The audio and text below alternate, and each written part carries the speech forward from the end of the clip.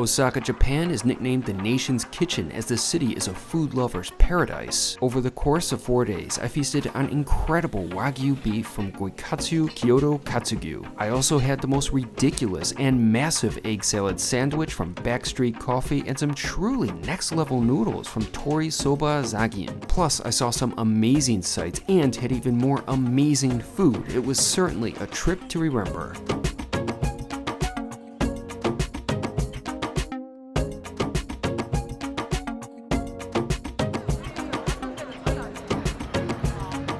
Today I'm here in the amazing city of Osaka, Japan. I've been here for a few days now. I've had some extraordinary food, some unforgettable experiences, and this is where my journey begins. I was still with my tour group, and Osaka was unfortunately the last stop of the tour. We took a morning train from Hiroshima and soon arrived in Osaka.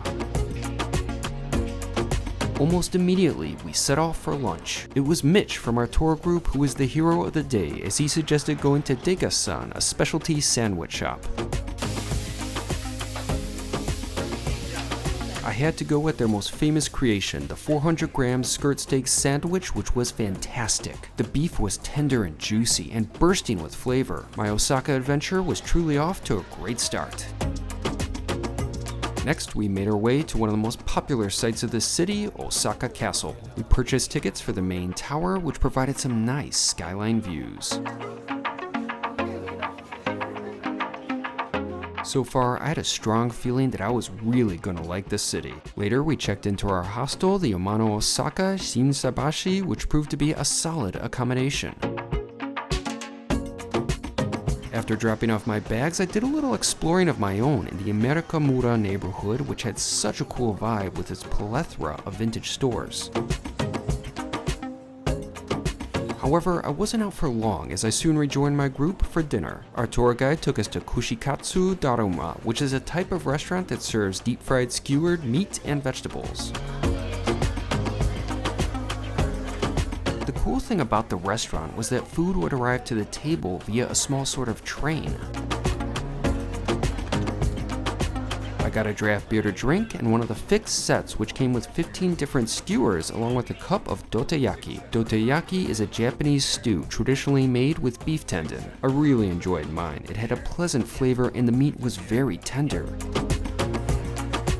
As far as the skewers, they were awesome. I mean, it's fried food on a stick, but some were better than others. There was good variety with the food. For example, there were skewers of shrimp, quail eggs, and lotus root. There were also some nice condiments to add to everything. In summation, I really enjoyed that meal. It certainly wasn't healthy, but it was good. After dinner, it was time for drinks. We went to a bar called the Australian Pub. Yes, there were a lot of Australians on my tour. I had a few beers, a couple of shots, and overall, it was a fun first night in Osaka.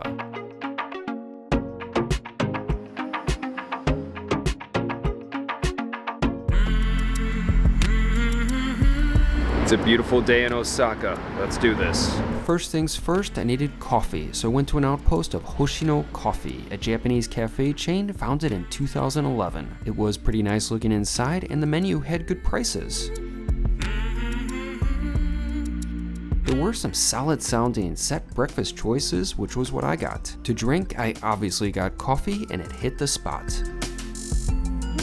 To eat, I got a mini souffle pancake and paid an additional 100 yen to get another pancake. First, I poured some maple syrup over the flapjacks and then I dove right in. The pancakes were immensely satisfying. They were nice and fluffy and had the right balance of sweetness. Now, they weren't on the same level as some of the top tier pancakes I've had back in New York, like the ones at Chez Mon Tante or Golden Diner, but they were nevertheless very satisfying. I also did a bit of reading, and when I was finished, I paid the bill, which totaled to 680 yen, which equated to about $4.67. That was a solid breakfast. I enjoyed that. I mean, to get fresh pancakes, coffee in a sit-down restaurant for less than $5, that was a hell of a deal. And now it's time for some sightseeing. I'm gonna try to find this temple that I cannot pronounce the name of, so let's go. I took the subway to one of the most prominent temples of Osaka, Shitennoji. Also, I'm very glad that I didn't try pronouncing it on camera at the time because the way I thought that it was pronounced came out as a little inappropriate. Anyway, the temple is a fairly large complex and I entered a section of Shitennoji that was a bit away from the main sites but still provided some fascinating things to see, including hundreds of Buddha statues dressed in tiny little outfits.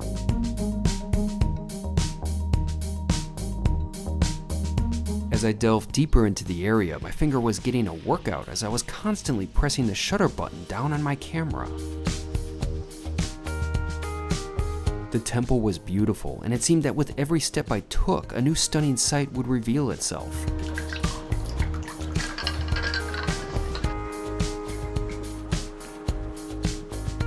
There was one area that I had to pay a bit extra to see, but it was well worth it.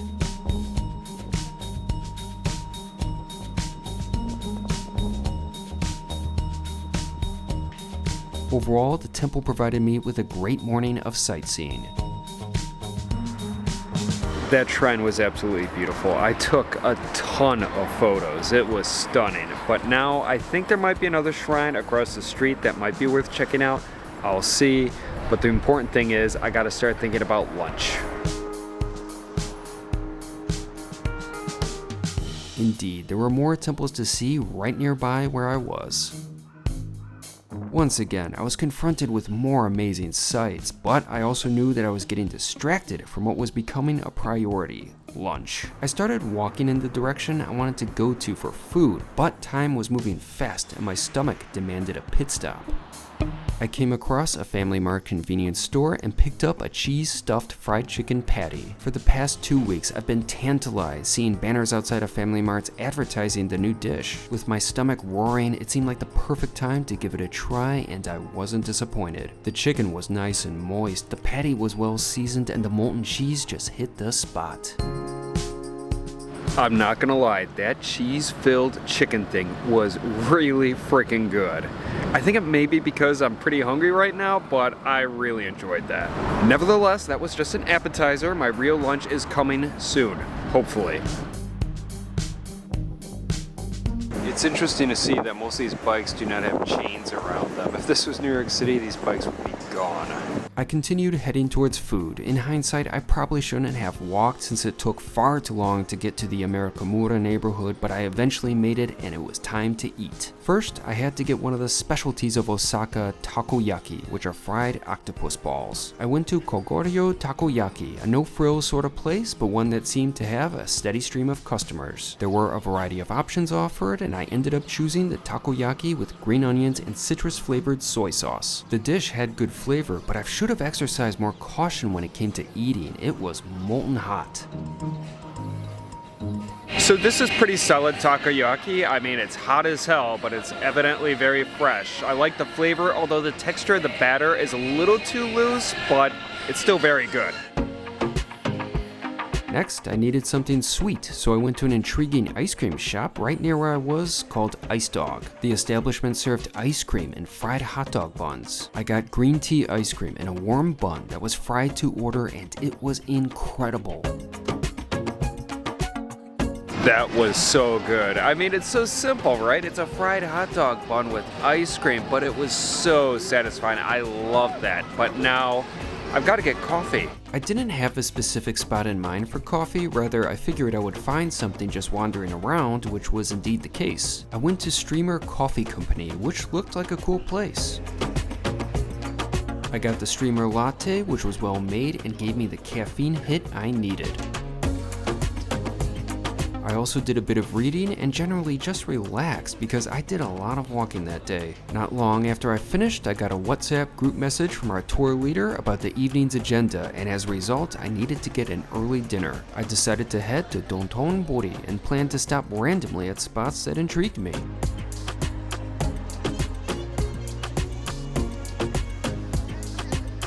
First, I checked out Kani Doraku, which seemed to offer crab everything.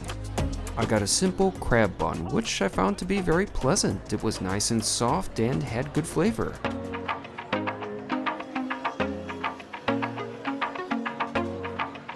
I wandered around a bit more and weighed my options, but I had to choose something soon. I did have a schedule to keep. As a result, I went to Sukiya, a Japanese gyudon chain.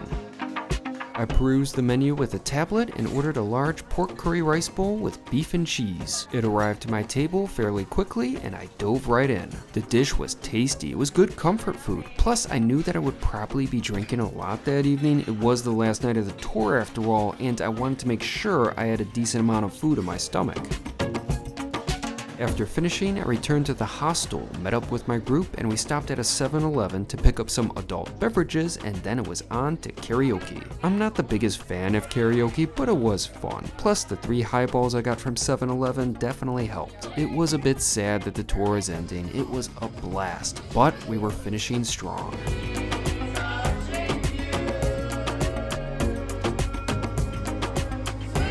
After a couple hours of karaoke, we moved on to Hub, a British pub. I had a nice crisp beer and even some little bites like pizza.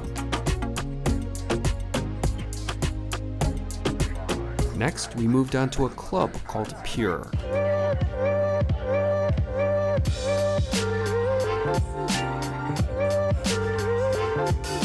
To drink, I got a gin and tonic, which was decent. The club was fun. Now, I'm not a big club person, but it was nice to spend time with the group and the music was good. To cap off the night, I got a fairly tasty ice cream sandwich from a convenience store and hung out with some of my tour mates back at the hostel before I went to bed. It was a great day. To end the tour, we had a group breakfast at Café NoHo. I got a much needed coffee and the egg tartare toast, which was really nice. It was tough, but I said my goodbyes and then I was back on my own.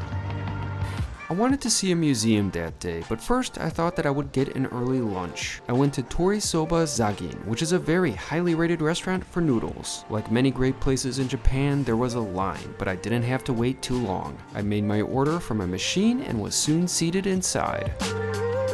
Before I knew it, one of the best dishes I had all year was placed before me. I got one of the lunch sets, which included a bowl of soba and meat sushi.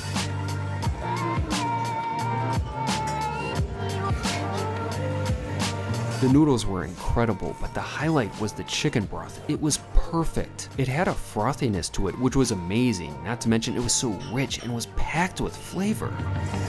The meat on the side was excellent, and the burdock, or gobo in Japanese, lent a bit of a crunch. However, that was the one thing I wasn't fond of the course, as it didn't have the best mouthfeel. Despite that, the dish was just so good that it still remains one of the best things I ate all year. I loved it.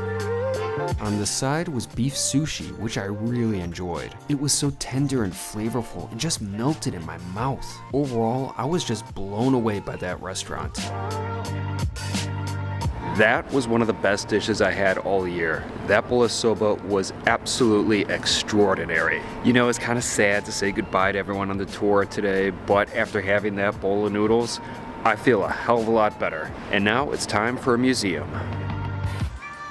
I checked out the Nakanoshima Museum of Art. It's a rather new institution, having opened in 2022. The highlight for me was the Utagawa Kuniyoshi exhibit, which did prohibit taking pictures in most respects, but I certainly had a fine time. After finishing with the museum, I needed coffee once again. I went to the Osaka location of Glitch Coffee. Now, I love the Ginza outpost of Glitch that I went to a couple of weeks ago back in Tokyo, but I found the Osaka spot to be superior in a couple of ways. For one thing, there was hardly any line and the shop was much larger. However, it was cold and there were heaters throughout the coffee shop, but I kept my jacket on during my entire stay. Although I did appreciate the establishment's music selection, which I thought was a bit loud, but since it was the Rolling Stones, I gave it a pass. In terms of coffee, my barista guided me through the selection and ultimately I settled on the Colombia Julia Las Flores and I got a slice of banana bread.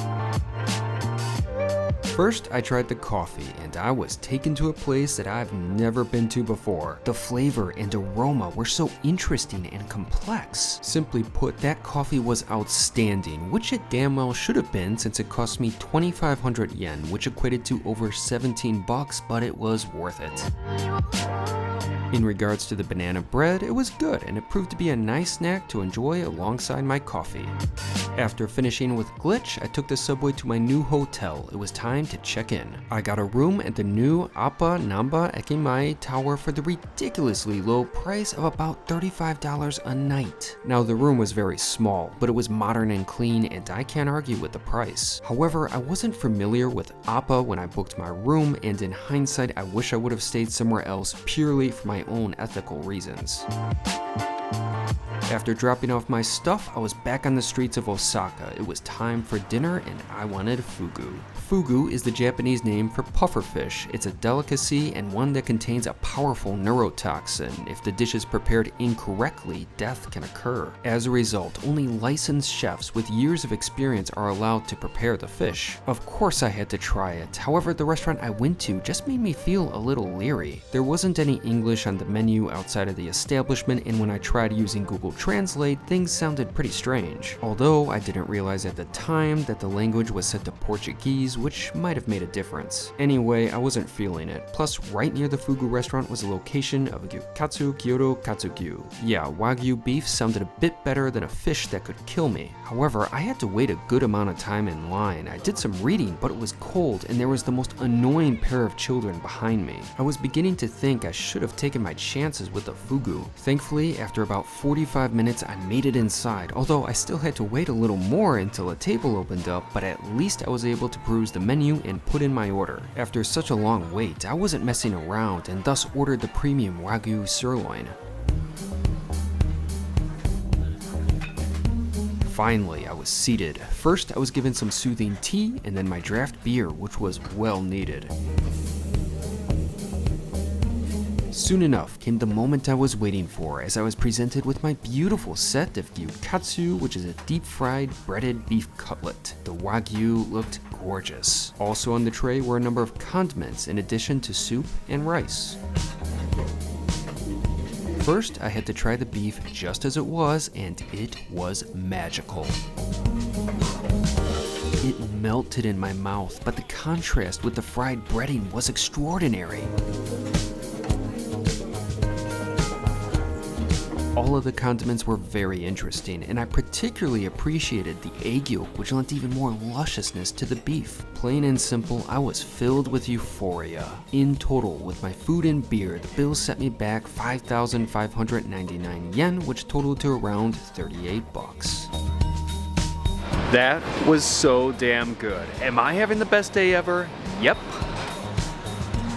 After leaving the restaurant, I was on cloud 9, but I still felt like I could go for a dessert. I walked around for a bit and found this spot offering what they called churrones, which looked interesting and they were currently on sale. I got a tiramisu flavored one, which looked decent, but then I soon found out probably why it was on sale. Basically, it didn't taste very fresh. The flavor was alright, but I should have gotten something else. Still, that was an amazing day. This is the strangest looking hotel ever. Jeez, this is so weird.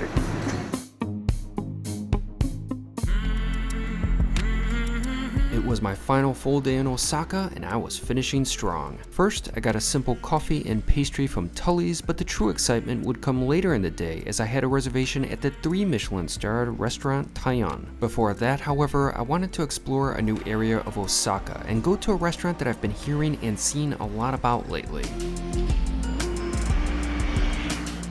I went to Backstreet Coffee and they serve sandwiches which are nothing short of ridiculous. Inside, the design aesthetic of the restaurant is the opposite of minimalism as there's stuff everywhere. Perusing the menu, I didn't have to think very much because I knew exactly what I was going to get, the egg salad sandwich. Soon enough, I was presented with what had to be the most absurd sandwich that I've ever had. It seemed like an entire carton of eggs and a half loaf of bread were used to create that monolith of a dish. I started off cautiously by pecking at the eggs with a fork, but then I became more bold as I picked up that cinder block of a dish. It was no doubt good. The eggs were really nice, but the thick toasted bread was excellent. Paired with the sandwich was a very tiny salad, which was good, and a very tiny cup of coffee, which was also nice. Overall, that dish was great, and it could also feed a family. I didn't even finish it. So that was something. Now, did the sandwich have to be that big? No, but it was pretty damn epic. I did feel a little bad not finishing it, and I could have, but I gotta think of my dinner tonight. I mean, 3 Michelin stars. Anyway, it's time for some sightseeing. I wandered around the area a bit, which was interesting. It was definitely a part of Osaka that was a bit outside of the typical tourist zone. However, I had to get back to my hotel to change because the moment I was waiting for arrived, as I had an incredible dinner at Taiyan, but that will be for another video. I did wander around Dotonbori a bit after my meal, and I thought that since it was my last night, I'll grab a little snack. I settled on a place offering an intriguing looking ice cream with Oreos and churros. It was decent. I did think that the churros could have been a bit better, but overall it was satisfying. Once I finished, I went back to my hotel and called it a day.